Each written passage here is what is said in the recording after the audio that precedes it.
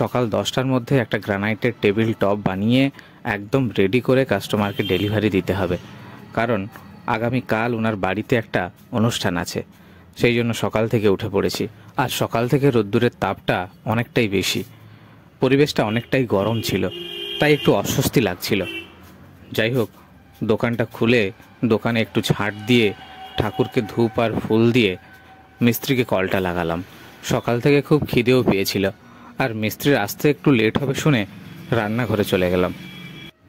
Fridge থেকে ডিম আর tomato বের করে পেঁয়াজ আর লঙ্কা কুচিয়ে একটা ডিমের ভুজিয়া বানালাম। কোনোদিন আপনারাও বানিয়ে খেয়ে দেখবেন, কেমন লাগে জানাবেন। যাই হোক, গরম গরম রুটিও হয়েছিল বাড়িতে। ডিমের ভুজিয়া দিয়ে রুটিটা খাওয়া শেষ করে চলে গেলাম গোডাউনে। গিয়ে দেখি মিস্ত্রি আর হেল্পার দুজনেই চলে এসছে। সবাই একদম রেডি। যেহেতু কাস্টমারের 5 ফুট বাই 3 ফুট সাইজের টেবিল টপটা বানানোর অর্ডার ছিল, তাই আমরা প্রথমে টেপ দিয়ে 5 ফুটের একটা দাগ নিয়ে নিলাম। একটু বেশি আমরা নিই 1 ইঞ্চি, যাতে কাটিংয়ের সময় কোনো সমস্যা না হয়। এবার একটা স্কেল দিয়ে গ্রানাইটটাতে মার্কিং করে নিলাম, যাতে কাটার সময় এদিক ওদিক না হয়ে যায়।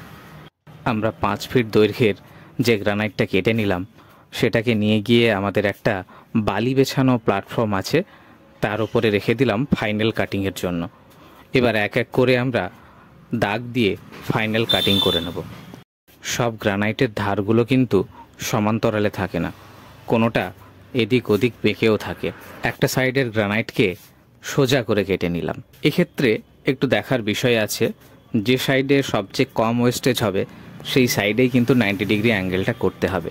যেহেতু আমরা এই গ্রানাইটটাকে একটা ওভাল শেপ দেব, সেই জন্য কেবলমাত্র 5 ফুট সাইডের যে ধারটা, সেই ধারের গ্রানাইটটাই কেটে নিলাম। এইরকম গ্রানাইটের টেবিল টপগুলো বানাতে আমাদের কিন্তু অনেকগুলো জিনিসের প্রয়োজন হয়। এক এক করে সব জিনিস না নিয়ে গেলে কাজ করতে খুবই অসুবিধা হয়ে যায়। স্কেল, পেন্সিল, কাটার মেশিন, জল থেকে শুরু করে আরও অন্যান্য ছোট ছোট অনেক জিনিস কিন্তু এই টেবিল বানানোর কাজে লাগে। আমাকে একজন কোশ্চেন করেছিলেন, কাটিংয়ের সময় কেন জল দিয়ে আমরা কাটি? এই প্রশ্নের উত্তর অন্য কোনো ভিডিওতে আমি দেব, নাহলে এই ভিডিওটা অনেক বেশি লম্বা হয়ে যাবে। আপনাদেরও যদি এই রিলেটেড কোনো কোশ্চেন থেকে থাকে, তাহলে অবশ্যই কিন্তু কমেন্ট করে জানাবেন। আমি চেষ্টা করব আপনার কমেন্টের উত্তর দেওয়ার। এই সাইজের গ্রানাইটের টেবিল বানাতে আপনার কত টাকা খরচ পড়বে সেটা কিন্তু ভিডিওর শেষে জানাবো। অবশ্যই ভিডিওটা শেষ পর্যন্ত দেখবেন। আর আমার এই ভিডিওগুলো যদি আপনার ভালো লেগে থাকে, তাহলে প্লিজ একটা লাইক, কমেন্ট আর শেয়ার করে দেবেন। চলুন আর কথা না বাড়িয়ে কাজের কথায় আসা যাক। গ্রানাইটের সাইডগুলো কাটা হয়ে গেছে। এবার ওভাল শেপের জন্য কোণগুলোকে কার্ভ করে কাটতে হবে।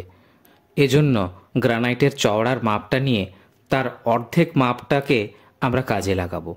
প্রথমে একটা সাইড থেকে অর্ধেক মাপটাকে নিলাম এবং অপর সাইড থেকে আবার অর্ধেক নিলাম, দিয়ে যে আমরা ক্রসটা পেলাম, এটাই হলো এই গ্রানাইটের একটা ফোকাল পয়েন্ট। এইভাবে দুদিক থেকে আমরা মাপ নিয়ে গ্রানাইটটাকে একটা ওভাল শেপে নিয়ে আসব। তারপর ফাইনাল কাটিংটা শুরু করব। এই 4টে কোণ কাটিংয়ের ওপরেই কিন্তু ওভাল শেপটা ডিপেন্ড করছে। যত সুন্দর এই কোণগুলো কাটিং করা হবে, তত সুন্দর কিন্তু টেবিলটা দেখতে লাগবে। এক এক করে আমরা 4টে কোণই খুব সাবধানতার সঙ্গে কেটে নিলাম। এটা কিন্তু এই গ্রানাইটের টেবিল বানানোর সবচেয়ে ভাইটাল জায়গা ছিল। এবার টেবিলের এই খাড়া ধারগুলোকে একদম প্লেন করে রাউন্ড করে দিতে হবে, যাতে এটা দেখতেও খুব সুন্দর লাগে আর কারোর গায়েও যাতে না লাগে। আর এটাই কিন্তু এই টেবিল বানানোর একদম ফাইনাল রাউন্ড। এটার পর টেবিলটার লুক কিন্তু একদম পাল্টে যাবে। যত সুন্দর এবং যত ভালো পালিশ করা হবে, ততই কিন্তু টেবিলটা দেখতে খুব সুন্দর লাগবে। এখানে অনেকগুলো ব্লেড পরপর আমরা লাগিয়ে এটাকে পালিশ করব। এই পালিশের ফুল প্রসেস একটা ভিডিওতে দেখানো সম্ভব নয়। পরবর্তী কোনো ভিডিওতে আপনাদের পালিশের ফুল প্রসেস দেখাবো, কিভাবে কোন ব্লেডের পর কোন ব্লেড লাগিয়ে আমরা পুরো পালিশটা করছি সেটা আপনাদের দেখাবো। নয়তো এই ভিডিওটা অনেক বড় হয়ে যাবে। ফাইনালি আমাদের গ্রানাইটের টেবিলটা কিন্তু একদম রেডি হয়ে গেছে। দেখুন এর যে ধারগুলো কত সুন্দর রাউন্ড হয়ে একটা শাইন দিচ্ছে। গ্রানাইটের টেবিলের ওপরের যেরকম কালার, সাইডের কালারটাও কিন্তু সেরকমই চলে এসছে। এই টেবিলটা বানাতে 2 থেকে 3 হাজার টাকা খরচ হবে, তবে জায়গা বিশেষে এটা চেঞ্জও হতে পারে। আমার এই ভিডিওটা পুরোটা দেখার জন্য আপনাকে অসংখ্য ধন্যবাদ। ভালো থাকবেন।